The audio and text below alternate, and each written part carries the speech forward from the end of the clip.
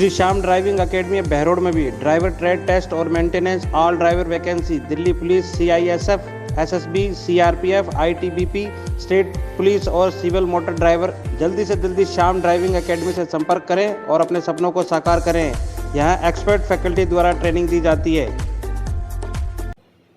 नमस्कार, मैं अशोक भाटी, आप देख रहे हैं इंडिया एक्सप्रेस न्यूज। आइए डालते हैं आज की मुख्य खबर पर नजर। विश्व प्रेस स्वतंत्रता दिवस की सभी पत्रकार साथियों को इंडिया एक्सप्रेस न्यूज की तरफ से बहुत बहुत बधाई। विधायक द्वारा लगाए गए आरोपों पर भाजपा नेता बलवान सिंह यादव ने प्रेस वार्ता कर विधायक बलजीत यादव पर किया जोरदार हमला। हाल ही में एक अखबार में छपी खबर में खेल सामान खरीद में विधायक पर लगे थे भ्रष्टाचार के आरोप। खबर छपने के अगले ही दिन विधायक ने एक वीडियो जारी कर अपनी बात रखी और आरोप किसी और पर थोप दिया। इसी मामले को लेकर भाजपा नेता बलवान सिंह यादव ने प्रेस वार्ता कर रखा अपना पक्ष और विधायक को सुनाई खरी खोटी। बलवान सिंह यादव ने विधायक को चैलेंज भी दिया कि इस बार विधानसभा चुनाव में विधायक की जमानत जब्त होगी। खेल सामान खरीद में भाजपा और कांग्रेस के नेता विधायक पर जमकर हमला बोल रहे हैं। और क्या कहा बलवान सिंह यादव ने, इंडिया एक्सप्रेस न्यूज से सुनाते हैं आपको।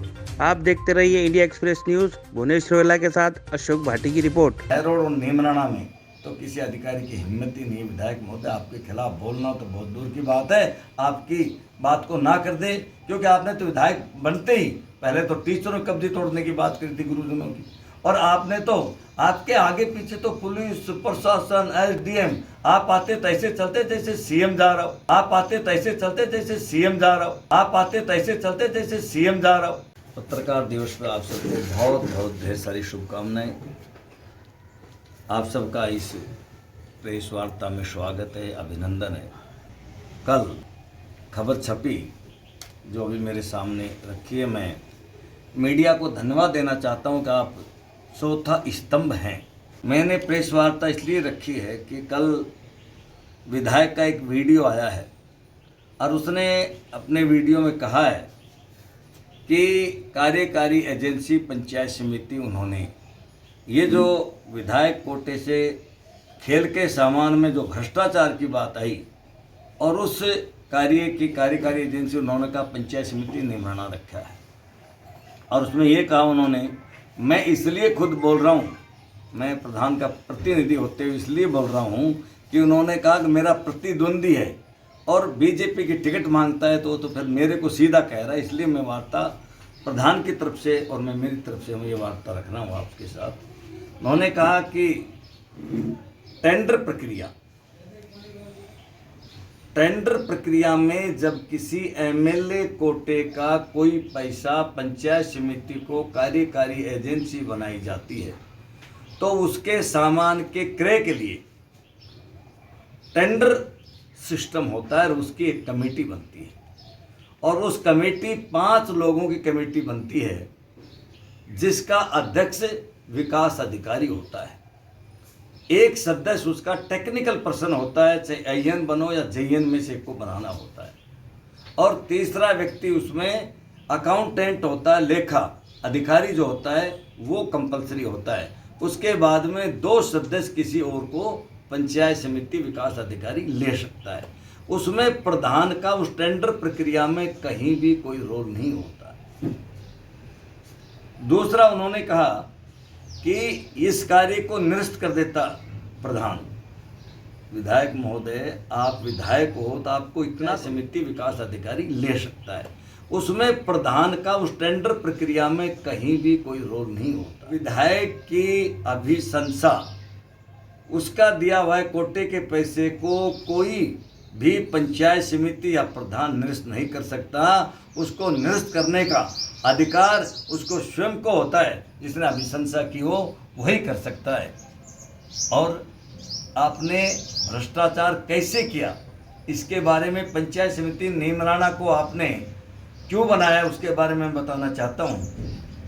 हम 29 अक्टूबर को 2021 29 अक्टूबर को हम प्रधान बनेंगे। मैं पूछना चाहता हूँ विधायक से कि आपने पंचायत समिति को ही कार्यकारी एजेंसी क्यों बनाया? आपने हर पंचायत के स्कूलों को पैसा दिया, तो आपने पंचायत को क्यों नहीं बनाया?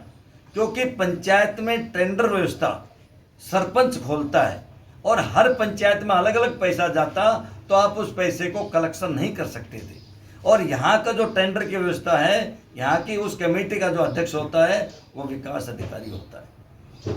विकास अधिकारी ने उस टेंडर को ओपन किया और जो आपके रिश्तेदार थे, आपके अपने कर्मचारी थे, आपके वहाँ शोरूम पे काम करने वाले थे, आपने अपनी कंपनियों के नाम टेंडर छुड़वाया।